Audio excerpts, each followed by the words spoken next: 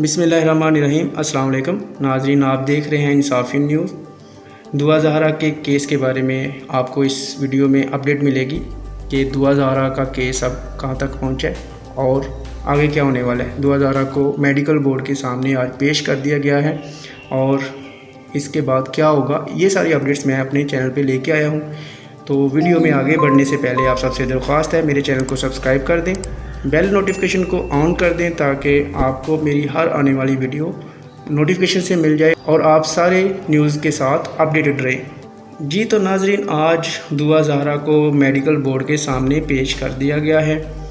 दुआ ज़हरा का केस जब से आया है तब से लेके अब तक इसमें बहुत सारी कहानियाँ घड़ी गई। दोनों साइड से जितने भी मौक़िफ़ पेश किए गए उनको बढ़ा चढ़ा के पेश किया गया, जिसमें वालिदैन की तरफ से जो मौक़िफ़ आया या दुआ ज़हरा की तरफ से जो मौक़िफ़ आया उसको बढ़ा चढ़ा के पेश किया गया। और इस केस को ख़राब करने में, प्रोपेगेंडा करने में यूट्यूबर्स का बहुत ज़्यादा हाथ है, जिन्होंने अपने चंद व्यूज़ के लिए हक़ाइक़ को जुटलाया और हक़ाइक़ को मसख़ करके बयान किया और सनसनी फैलाई गई।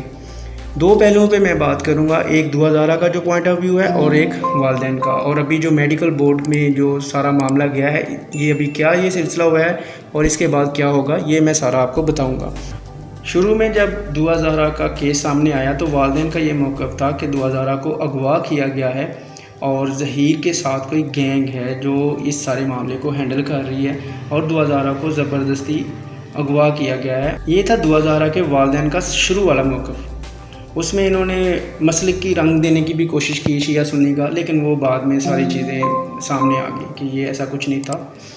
उसके बाद दुआ ज़हरा मंजर आम पे आई तो दुआ ज़हरा ने अपने वालिदैन की सारी बातों को जुटला दिया और सारी चीज़ें खुल गई कि दुआ ज़हरा भागी, खुद अपने घर से भागी है, किसी ने उसको अगवा नहीं किया।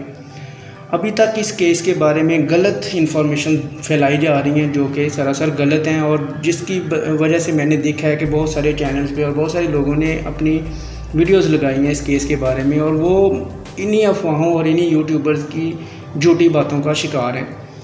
एक्चुअली ये मामला है कि दुआ ज़हरा अपनी मर्ज़ी से घर से गई और उसने ज़हीर से शादी की, ये एक्चुअल और हकीकत है। अब आ जाते हैं दूसरे पहलू की तरफ। जब दुआ ज़हरा के वालिदैन को ये पता चल गया, जब अदालत ने दुआ ज़हरा को उसके हस्बैंड के साथ पहला जो मेडिकल हुआ दुआ ज़हरा का, उसमें दुआ ज़हरा की उम्र 17 ईयर्स निकल आई, तो दुआ ज़हरा को उसके हस्बैंड के साथ अदालत ने भेज दिया।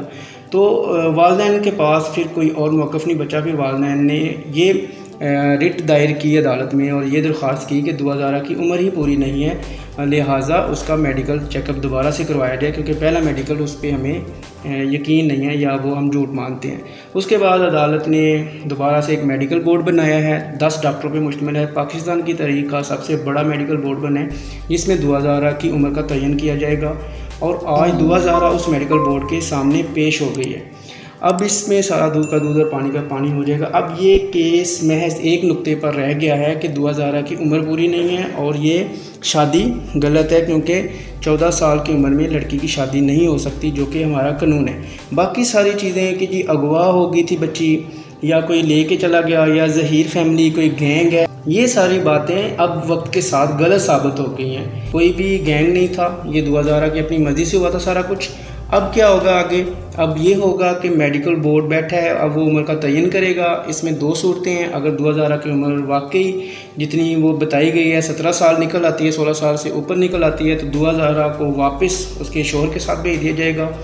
अगर दुआ ज़हरा की उम्र 14 साल निकलती है, जो कि उसके वालिदैन का मौक़िफ़ है, तो दुआ ज़हरा को उसके वालिदैन के साथ भेज दिया जाएगा या फिर शेल्टर होम में भेज दिया जाएगा। इसमें दो सूरतें हैं। अगर दुआ ज़हरा की उम्र पूरी नहीं निकलती, 14 साल निकलती है जो कि उसके वालिदैन कह रहे हैं, तो दुआ ज़हरा को उसके घर वालों के साथ भेज दिया जाएगा। अगर इन केस दुआ ज़हरा कहती है कि मैंने अपने वालिदैन के साथ नहीं जाना, तो दुआ ज़हरा को शेल्टर होम में भेज दिया जाएगा। उसके बाद क्या होगा? उसके बाद ये होगा कि दुआ ज़हरा को की जो बालिग एज है वो उसके होने का वेट किया जाएगा। उसके बाद दुआ ज़हरा को फिर से कहा जाएगा या पूछा जाएगा कि वो क्या करना चाहती है या उसकी क्या मर्ज़ी है।